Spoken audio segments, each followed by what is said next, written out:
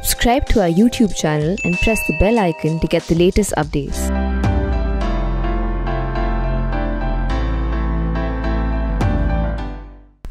महिलाओं के लिए एनडीए एग्जाम के दरवाजे खुले। इलाहाबाद हाईकोर्ट ने ज्ञानवापी मस्जिद परिसर में एएसआई सर्वे पर लगाई रोक और केंद्र सरकार को ट्राइब्यूनल्स में अपॉइंटमेंट्स ना करने पे पड़ी फटकार। नमस्कार, मैं भद्रा सिन्हा और मैं अपूर्वा मंधानी और हम दोनों आपके सामने एक बार फिर हमारा ये शो कोट अनकोट लेकर आए हैं। जैसा कि आप जानते हैं, इस शो पे हम आपको पिछले हफ्ते हुई बड़ी कोर्ट की खबरों के बारे में बताते हैं और इस हफ्ते हमारे पास जो आपके लिए पहली खबर है वो सुप्रीम कोर्ट से है और वो देश भर की महिलाओं के लिए एक बहुत ही खुशी की खबर है। ये खबर हमारे समानता के जो संवैधानिक अधिकार हैं और सिद्धांत हैं उनके बारे में बात करती है। दरअसल आपको याद होगा कि पिछले साल फरवरी में सबसे पहले सुप्रीम कोर्ट ने सरकार को ये कहा था कि आर्मी में औरतों को परमानेंट कमीशन मिलनी चाहिए। इसके बाद कोर्ट के सामने एक और याचिका आई जिसमें इस बात की गुहार लगाई गई कि अब औरतों को नेशनल डिफेंस एकेडमी जो है उसके एग्ज़ाम में बैठने की इजाज़त भी मिलनी चाहिए और उनकी वहाँ ट्रेनिंग होनी चाहिए।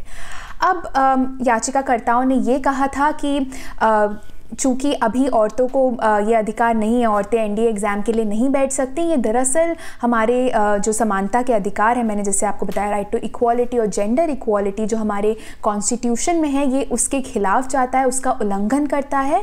और पिछले महीने ही कोर्ट ने भी, सुप्रीम कोर्ट ने एक इंटरिम ऑर्डर पास किया था जिसके बारे में हमने आपको कोट अनकोट के एक एपिसोड में बताया भी था। उस इंटरिम ऑर्डर में सुप्रीम कोर्ट ने ये कहा था कि इस साल एनडीए के एग्ज़ाम में औरतों को बैठने देना चाहिए और कोर्ट ने भी हमारे जो समानता के अधिकार हैं, जेंडर इक्वालिटी का हवाला दिया था। कोर्ट ने ये तक कहा कि एक तरह से सरकार को और आर्मी को अपनी मानसिकता को बदलने की ज़रूरत है क्योंकि आजकल औरतें किसी से कम नहीं हैं और उन्हें एनडीए एग्ज़ाम से और ट्रेनिंग से वंचित रखना ठीक बात नहीं होगी। जी अपूर्वा, और जैसा कि अपूर्वा ने बताया, पिछले महीने यानी कि 18 अगस्त को सुप्रीम कोर्ट ने एक इंटरिम ऑर्डर दिया था जिसके तहत जो इस साल एनडीए का एग्ज़ाम होने वाला है, जो पहले 5 सितंबर को होना था, फिर उसको स्थगित कर दिया गया नवंबर के लिए। तो जो इस साल का एनडीए एग्ज़ाम था उसमें कोर्ट ने महिलाओं को बैठने की अनुमति दी थी और साथ ही में उन्होंने केंद्र सरकार से इस पिटिशन पे जवाब मांगा था। अब जब इस पिटिशन पे दोबारा सुनवाई हुई पिछले हफ्ते, तो जो सरकार की तरफ से जो वकील थे एडिशनल सॉलिसिटर जनरल ऐश्वर्या भट्टी, उन्होंने मैटर की शुरुआत में ही ये खुशखबरी कोर्ट को दी। ऐश्वर्या भट्टी ने ये बताया कि हेयरिंग के एक दिन पहले ही केंद्र सरकार ने एक नया पॉलिसी डिसीजन लिया है जिसके तहत अब महिलाएं जो हैं इस एनडीए के एग्जाम में बैठ पाएंगी। मगर साथ ही में ऐश्वर्या भट्टी ने एक और गुहार लगाई कोर्ट के सामने और ये बोला कि इस साल के लिए जो कोर्ट का ऑर्डर था, जो कोर्ट का निर्देश था, इंटरिम ऑर्डर था, उसको इस साल के लिए एक तरीके से पोस्टपोन कर दिया जाए। और वो उन्होंने इसलिए बोला कर दिया जाए क्योंकि वो ये कहना चाह रही थी कि चूंकि ये एक नई पॉलिसी आई है तो इस पॉलिसी के अंडर जो है अब अलग अलग तरीके के चेंजेस करने पड़ेंगे। हम सबको पता है कि एनडीए में अभी तक केवल पुरुष ही जा सकते थे ट्रेनिंग के लिए, तो जो वहाँ का इंफ्रास्ट्रक्चर है वो उसी के हिसाब से तैयार किया गया है और यदि अगर महिलाएं भी जाएंगी तो उनको पूरा इंफ्रास्ट्रक्चर उसके लिए बदलना पड़ेगा। तो यही कहते हुए ऐश्वर्या भट्टी ने जो है कोर्ट के सामने ये प्रेयर करी कि भाई जो ऑर्डर है, जो इंटरिम ऑर्डर है, उसको कुछ महीनों के लिए पोस्टपोन कर दिया जाए। मगर जवाब में कोर्ट ने पहले तो इस सेंट्रल गवर्नमेंट के स्टैंड को बहुत अप्रिशिएट किया और कोर्ट ने ये बोला कि जो हमारी आर्मी, एयरफोर्स और नेवी है, जो हमारी डिफेंस फोर्सेस है, एक वो बहुत ही रिस्पेक्टेड इंस्टीट्यूशन है। मगर साथ ही में जहाँ तक समानता की बात आती है, जेंडर जस्टिस की या जेंडर इक्वालिटी की बात आती है, उसमें अभी भी ये इंस्टीट्यूशंस थोड़ी पीछे हैं। तो कोर्ट ने बोला कि उनको कोई आपत्ति नहीं है अपना ऑर्डर पोस्टपोन करने में, मगर साथ ही में वो ये चाहेंगे, वो केंद्र सरकार से ये जानना चाहते थे कि इस पॉलिसी को इम्प्लीमेंट करने में कितना टाइम लगेगा। तो उसी चीज़ को दोहराते हुए कोर्ट ने जो है केंद्र सरकार से एक जवाब मांगा है एफिडेविट के तौर पे और बोला है कि 10 दिन में वो एफिडेविट जो है सबमिट किया जाए कोर्ट में और उसमें पूरी डिटेल्स होनी चाहिए कि ये पॉलिसी किस तरीके से लागू की जाएगी, कितना समय लगेगा और किस किस प्रकार के चेंजेस जो है सरकार लाना चाहती है इंस्टीट्यूशन में। कोर्ट ने ये बोला, दोहराया बार बार कि देखिए हम जो है सरकार के खिलाफ इस बात पे नहीं जाना चाहते हैं, हम किसी तरह की एक तरीके से कोई जंग या लड़ाई में नहीं है, तो हम यही चाहते हैं कि जो जेंडर जस्टिस की बात है उस चीज़ को ये इंस्टीट्यूशंस फॉलो करें। तो ये कहते हुए कोर्ट ने अभी इस मैटर की जो डेट है वो 22 सितंबर की जो फिक्स करी है और उसके पहले जो है कोर्ट चाहती है कि केंद्र सरकार अपनी पूरी इस पॉलिसी के बारे में कोर्ट को जो है विस्तार रूप में बताए। अगला जो हमारे पास आपके लिए केस है वो बहुत ही दिलचस्प केस है। दरअसल ये खबर आ रही है इलाहाबाद से। इलाहाबाद हाई कोर्ट ने एक बनारस के कोर्ट का, वाराणसी के एक कोर्ट का ऑर्डर था 8 अप्रैल का, जिसमें उन्होंने ज्ञानवापी मस्जिद का ASI सर्वेक्षण करने का ऑर्डर दिया था। उस पर अब इलाहाबाद हाई कोर्ट ने स्टे लगा दिया पिछले हफ्ते। अब बेसिकली आपने देखा होगा कि नवंबर 2019 में जब अयोध्या का जजमेंट आया था सुप्रीम कोर्ट की तरफ से, तब काशी मथुरा बहुत ही चर्चा में थे और अब जिस हम केस की बात कर रहे हैं वो काशी का ही है, काशी विश्वनाथ मंदिर और उसके पास में जो ज्ञानवापी मस्जिद है उसके ऊपर ये पूरा केस है। अब आपको बता दूं कि 1991 में स्वयंभू विश्वेश्वर नाथ मंदिर की तरफ से वाराणसी के सिविल जज के सामने, एक सिविल कोर्ट के सामने एक मुकदमा दाखिल किया गया था और याचिकाकर्ताओं का ये कहना था कि मस्जिद को, जो ज्ञानवापी मस्जिद है, उसको मुगल शासक औरंगजेब ने प्राचीन मंदिर को गिराकर बनवाया था। उन्होंने ये तक कहा कि मस्जिद में जिन अवशेषों का इस्तेमाल, उन्हीं के अवशेषों का इस्तेमाल हुआ था जो कभी मंदिर में लगाए गए थे। अब ये पूरा मुद्दा ऑफ कोर्स सिविल कोर्ट के सामने था, लेकिन 1995 में जो ज्ञानवापी मस्जिद की मैनेजमेंट कमेटी है, इसका नाम मैं आपको बता दूं, अंजुमन इंतजामिया मस्जिद, उन्होंने एक एप्लीकेशन फाइल की इस केस की मेंटेनेबिलिटी को चैलेंज करते हुए। मेंटेनेबिलिटी का मतलब ये बस कि कोर्ट ये केस सुन सकता है कि नहीं, क्योंकि उन्होंने ये कहा कि जो प्लेसेस ऑफ वर्शिप एक्ट है 1991, उसके तहत अब ये केस नहीं सुना जा सकता। अब आपको शॉर्ट में अगर मैं इस कानून के बारे में बताऊं तो ये 1991 में कानून लाया गया था। उस समय जो हमारा राम जन्मभूमि का मुद्दा था वो अपने चरम पे था और तब ये कानून लाया गया, ये कहते हुए कि आज़ादी के रोज़ जो धर्मस्थल थे वो जिस भी मज़हब के थे वो उसी तरह रहेंगे, ये कहा गया था इस कानून में। और उसी कानून का हवाला देते हुए उन्होंने एप्लीकेशन फाइल की थी कि अब ये केस आगे नहीं बढ़ सकता है। पूरा मामला पहुंचा इलाहाबाद हाई कोर्ट। जब जो सिविल केस था वो अभी भी पेंडिंग था, लेकिन ये मेंटेनेबिलिटी के इशू में ये पहुंचा इलाहाबाद हाई कोर्ट 1995 में। 1998 में इलाहाबाद हाई कोर्ट ने सिविल केस पे स्टे लगा दिया और आपको बता दूं 22 साल तक अभी तक ये जो इशू है ये पेंडिंग है इलाहाबाद हाई कोर्ट में। इस साल 15 मार्च को कोर्ट ने इसमें जजमेंट रिजर्व किया, लेकिन इसी बीच आया हमारा अयोध्या का जो जजमेंट आया सुप्रीम कोर्ट से और इसके 1 महीने बाद ही याचिकाकर्ताओं ने एक एप्लीकेशन फाइल की वाराणसी के सिविल कोर्ट में, ये कहते हुए कि इस जो पूरी प्रॉपर्टी है ज्ञानवापी मस्जिद का जो एरिया है, जो डिस्प्यूटेड लैंड है, उसका ASI सर्वेक्षण करके ये देखना चाहिए कि दरअसल ये मस्जिद किस ज़मीन पे बना है और क्या उनकी जो दलीलें हैं इस केस में क्या वो सही हैं, क्या उनकी आर्ग्यूमेंट सही हैं। अब आपको एक छोटी बात बता दूं कि इसी बीच जब ये मुद्दा पेंडिंग था, चल रहा था वाराणसी कोर्ट में और हाई कोर्ट में, सुप्रीम कोर्ट की एक 2018 की जजमेंट आई। बहुत ही शॉर्ट में जजमेंट का ये कहना था कि जो स्टे ऑर्डर्स होते हैं वो 6 महीने में अपने आप एक्सपायर हो जाएंगे। इसी जजमेंट का हवाला देते हुए याचिकाकर्ताओं ने और वाराणसी के कोर्ट ने इस केस को वापस सुनना शुरू किया और अब ये ASI सर्वेक्षण का ऑर्डर दिया, लेकिन अब इलाहाबाद हाई कोर्ट ने इस ऑर्डर पे फिलहाल के लिए रोक लगा दिया अगली हियरिंग तक। जी, जैसा कि अपूर्वा ने बताया कि इलाहाबाद हाई कोर्ट ने जो ये वाराणसी कोर्ट का जो ऑर्डर है इस पे स्टे लगाया है और ये इस ऑर्डर को सर्वे पे स्टे करते हुए इलाहाबाद हाई कोर्ट ने इस चीज़ को बहुत गंभीरता से लिया है कि जो सिविल कोर्ट है बनारस की, उन्होंने एक तरीके से जो एक जुडिशियल डिसिप्लिन है उसको एक तरीके से ना मानते हुए ने इस सर्वे का ऑर्डर दिया। जैसा अपूर्वा आपने बताया कि हाई कोर्ट ने दरअसल इस सूट की जो हियरिंग थी सिविल कोर्ट में, उस पे स्टे लगाया था 1998 में।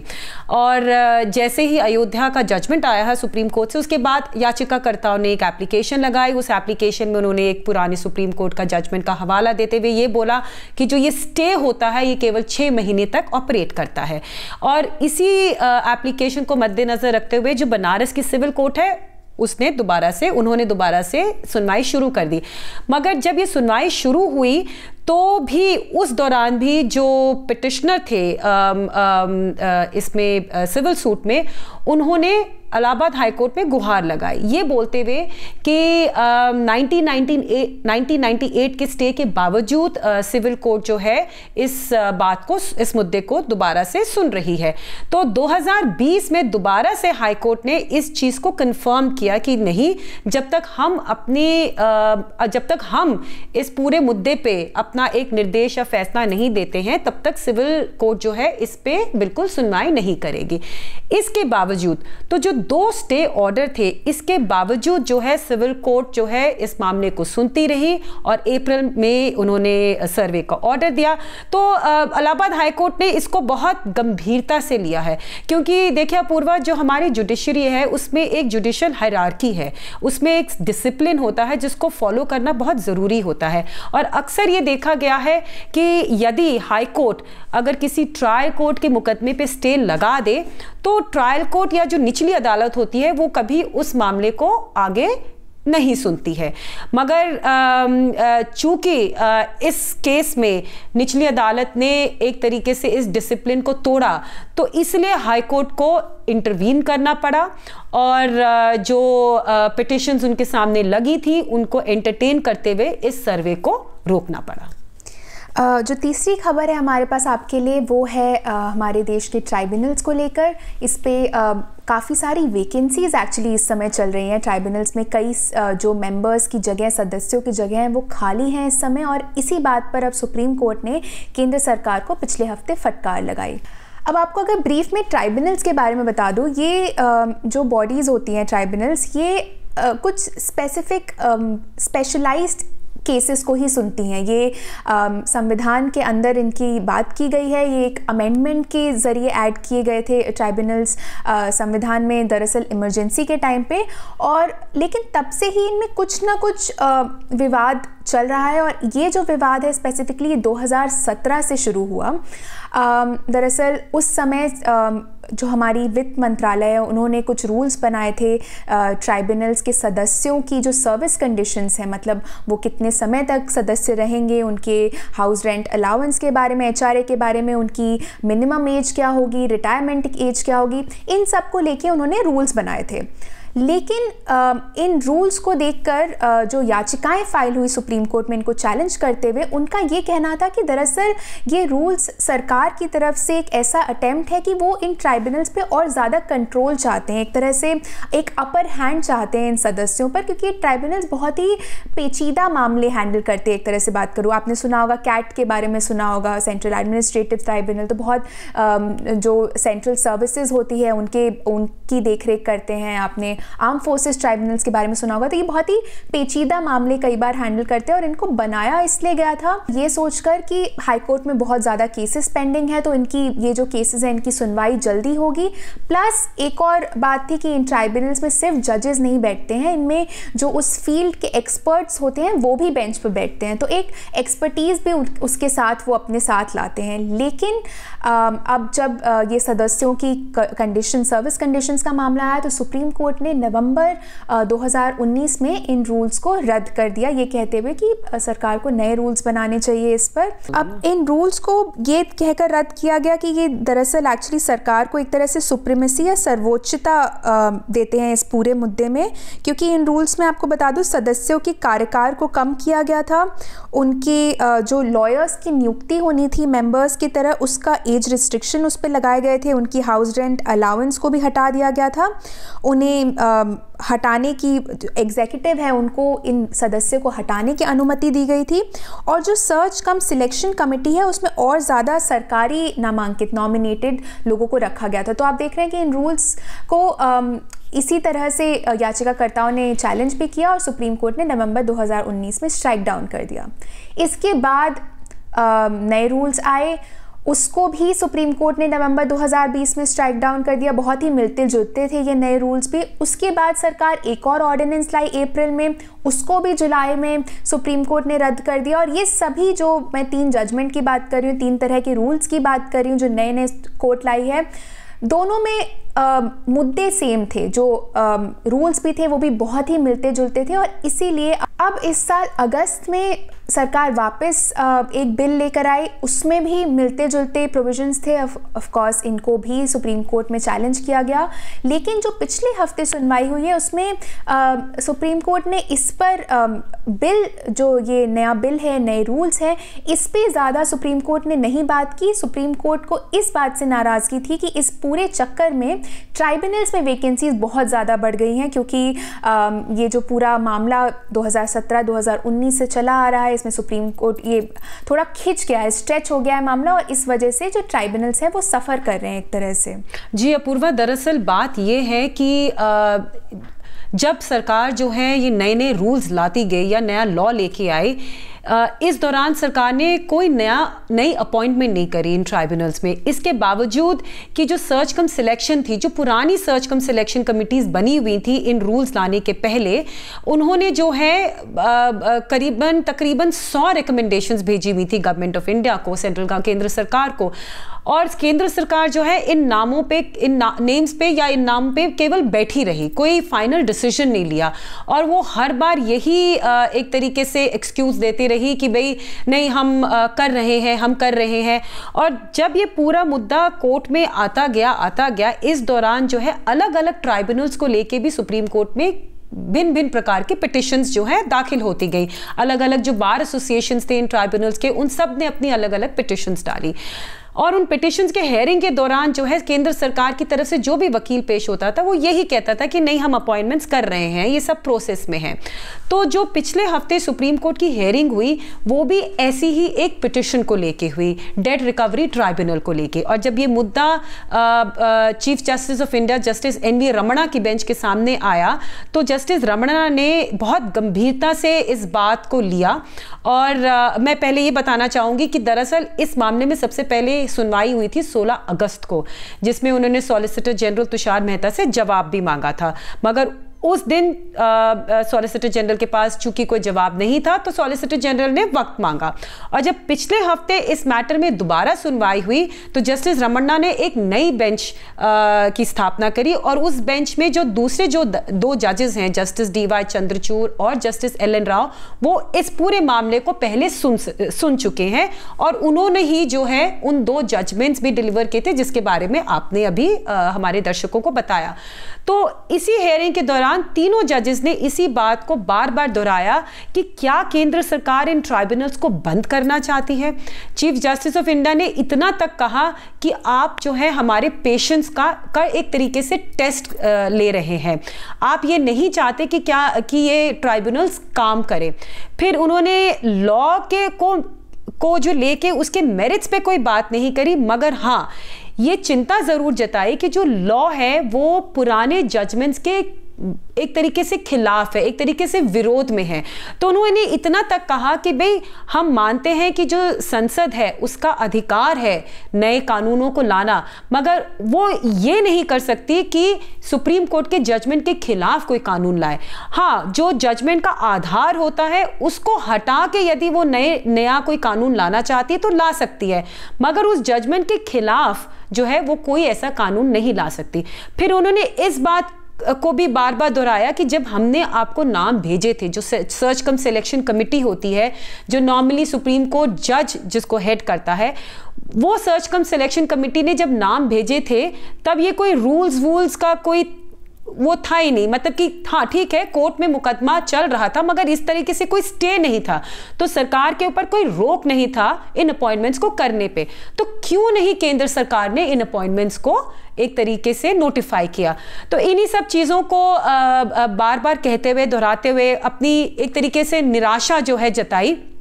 और सॉलिसिटर जनरल तुषार मेहता जो इस बारी भी मौजूद थे हेयरिंग के दौरान, उनको बोला कि हमें आप एक प्रॉपर जवाब दीजिए, आप क्या करना चाहते हैं। अगर आप अपॉइंटमेंट्स नहीं कर सकते तो हम या तो करेंगे, या हम इन ट्राइब्यूनल्स को बंद कर देंगे, या फिर हम जो आपका ये नया कानून है, नया लॉ है, उस पर स्टे लगा देंगे। तो सॉलिसिटर जनरल ने इस पे थोड़ा सा समय मांगा, और वो समय देते हुए सुप्रीम कोर्ट ने जो है इसकी जो दूसरी हेयरिंग है, अगली हेयरिंग जो है, वो सितंबर 13 की जो करी है, जो मंडे है। तो अब देखने वाली ये बात है कि मंडे को किस तरह से ये बेंच जो है इस पूरे मामले को लेती है।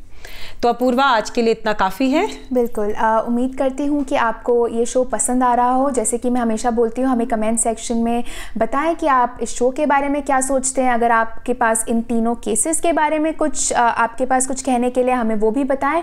और अगर आपके पास कुछ सुझाव है हमारे लिए, तो हमें कमेंट सेक्शन में वो भी ज़रूर बताएं। हमसे जुड़ने के लिए बहुत बहुत धन्यवाद। धन्यवाद।